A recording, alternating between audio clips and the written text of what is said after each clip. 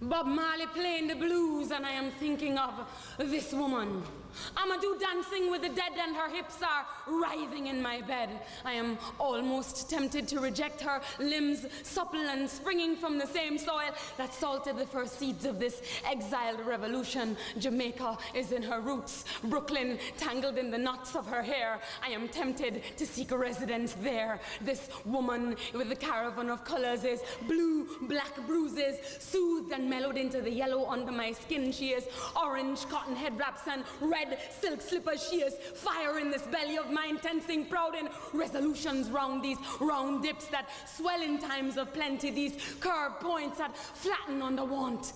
I have never been sturdy in the hips, only breast tips sweetened with brown molasses. Never black enough until I came to America. Never black enough until I came to America. Never dark enough to call myself artist. I am learning now how to find myself in these high cheekbones reflected from my mother's smile, in the black faces I stream on death row, in the made-up faces of battered lesbians on the A train at night.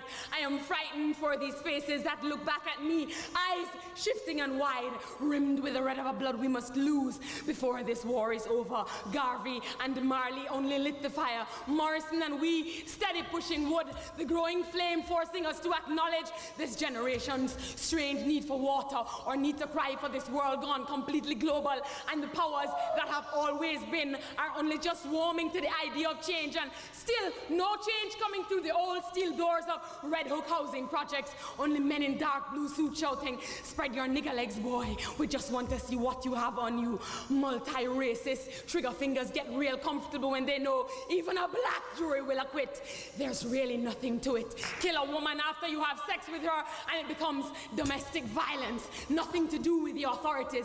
Their business is wallets and candy bars and bullets and bullets and bullets, and the bulletproof scenarios remain uncountable, and still nobody held accountable for these dry spells and this unending flood of colored blood wetting the chalk lines drawn around dark bodies to keep them caged in this free society of Friday night liberals.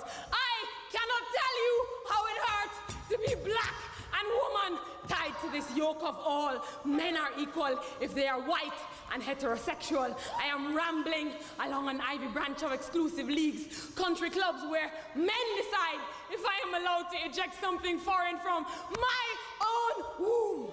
Be it rape or error, it has always been my right, always been my body to do with as I choose. So let me lay it down for this wretched cause. Let me lay it down next to this woman I have wanted all my life. Let me reach beyond the barrel of this dark rage to find the cool rush of a kinky reggae breeze. In this tiny moment of indecision, let me balance the sharp click of teeth with the soft underground of a woman's tongue. Let me lick a lick of brown sugar to camouflage the taste of blood we have all learned to swallow with this raw revolution food.